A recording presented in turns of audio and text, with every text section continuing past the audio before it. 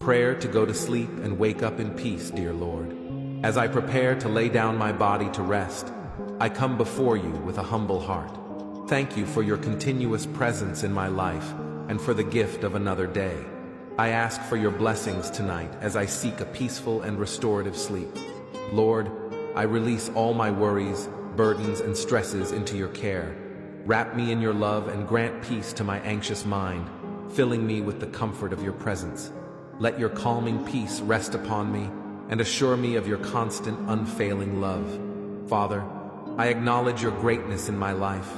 Help me reflect on today with wisdom, letting go of anything that weighs me down and embracing the joy and hope that only you provide. I ask for your protection during the night, shielding me from harm and evil. May my dreams be filled with your promises and your light. I trust you will watch over me and those I love as we sleep. Thank you, Father, for your love, grace, and mercy. May this night be one of rest and peace, and may I awaken in the morning ready to serve you anew. In Jesus' name, I pray. Amen. If you've made it this far, write Amen in the comments and share this prayer with someone dear to you. Stay close to God, and He will keep you safe through the night.